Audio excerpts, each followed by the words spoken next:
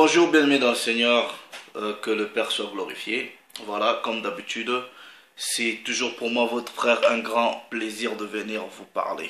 Donc, ce petit partage ne va pas être lent, ok? C'est pas vraiment un enseignement comme tel, mais c'est juste une mise en garde. Voilà pourquoi j'ai intitulé ce partage Attention aux faux témoignages, donc les textos et les messages de mensonges.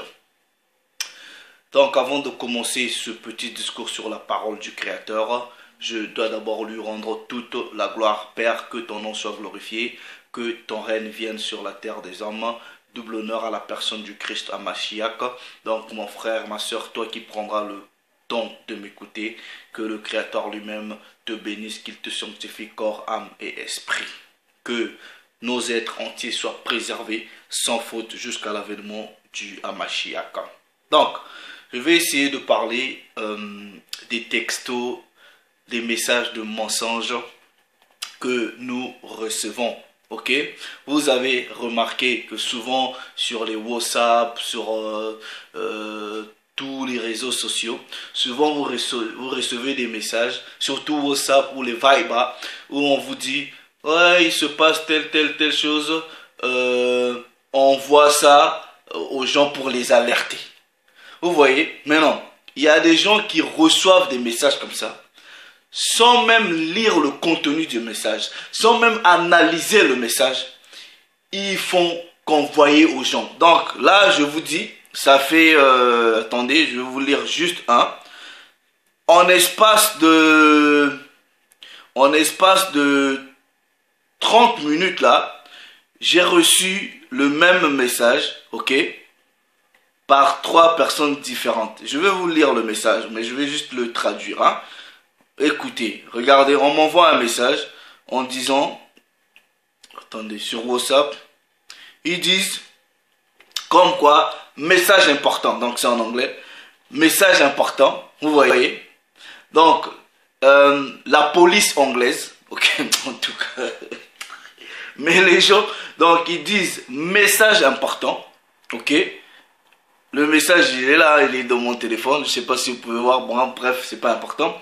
Ils disent message important de Metropolitan Police, donc la police métropolitaine du Royaume-Uni. Ok? Ils disent pour les prochains mois, ok? Pour les prochains mois jusqu'aux prochaines années, ok? Ne buvez plus Pepsi. Mais regardez, parce que, ok, un travailleur de la compagnie Pepsi a contaminé son sang, donc en gros, donc cette personne-là qui a le virus du sida a contaminé, ok, a ajouté son sang, soi-disant, je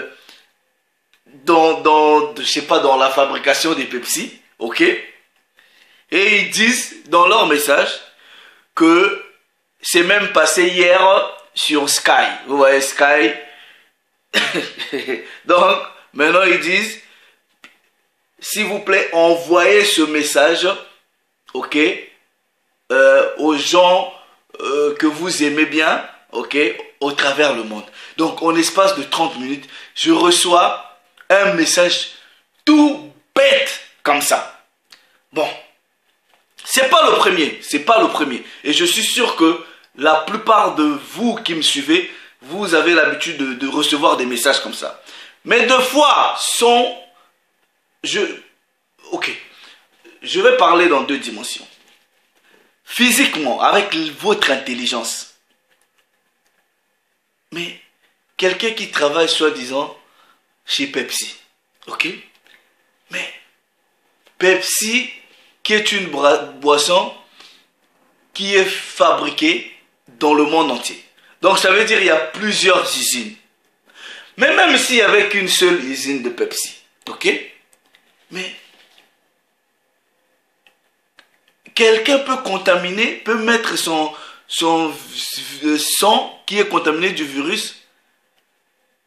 Mais c'est quelle quantité de sang qu'il va mettre pour que ça contamine combien de canettes de Pepsi?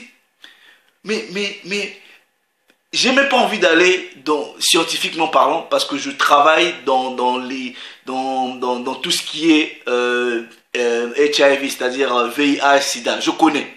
Mais est-ce que d'abord ce virus-là peut vivre dans l'air? Est-ce que ce virus-là, même si je prends tout un litre de quelqu'un qui est contaminé du virus,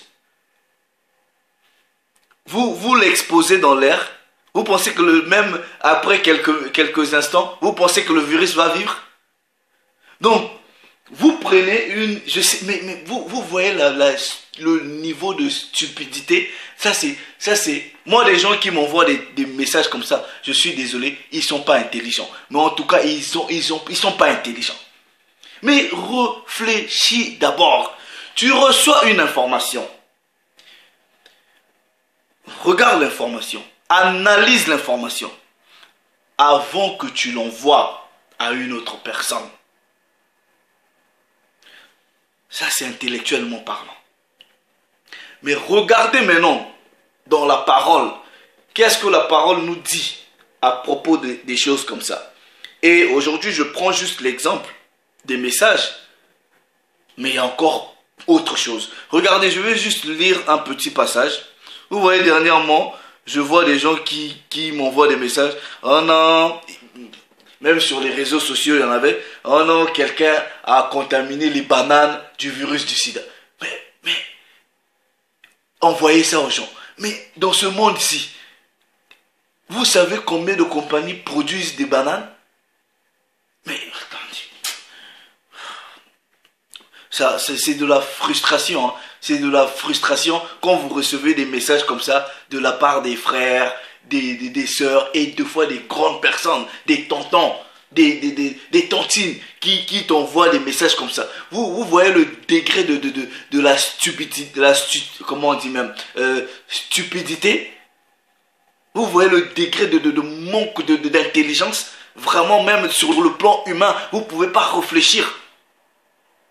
Donc, si aujourd'hui il y a un problème de santé, c'est la police qui va en parler. C'est pas le ministère de la Santé. C'est la police qui va... Franchement, vous trouvez déjà ce message où? Pour aller envoyer. Quand il y a un incident qui est d'utilité publique ou même nationale, mais ça doit passer dans les chaînes officielles.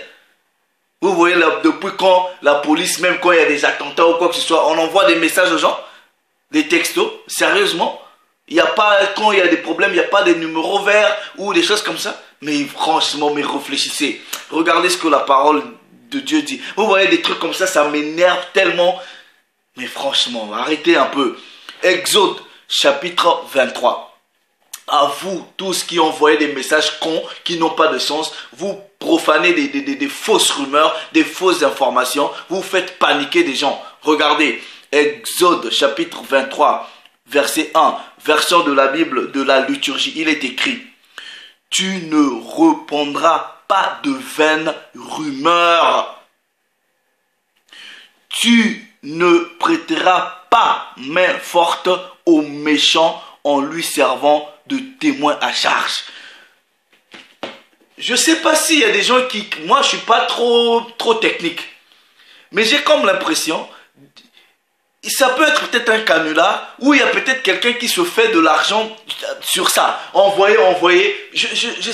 Mais réfléchissez. La parole dit ici, dans Exode chapitre 23, au verset 1, tu ne reprendras pas de vaines rumeurs.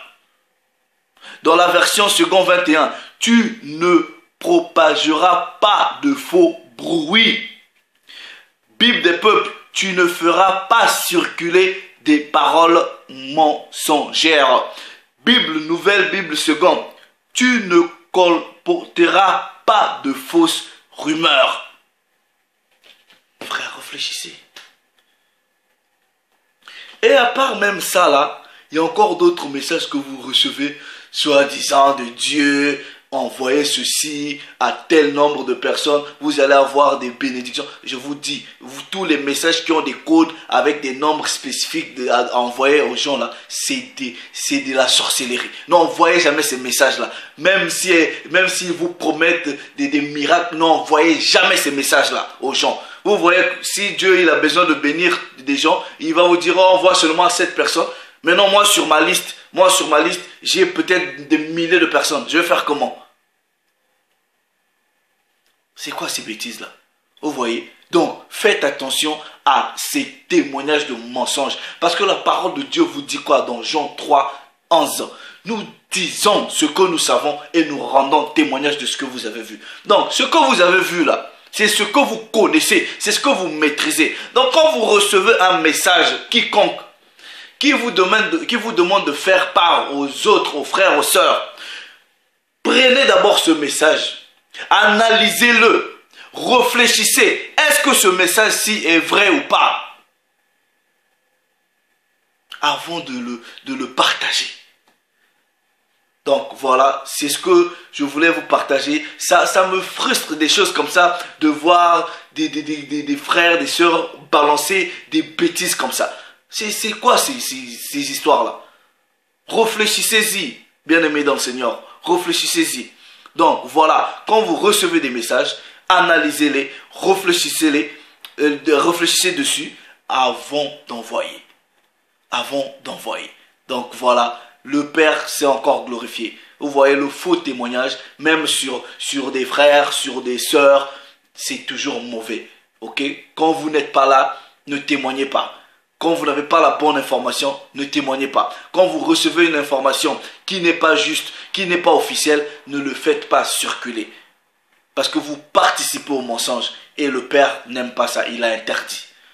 Shalom.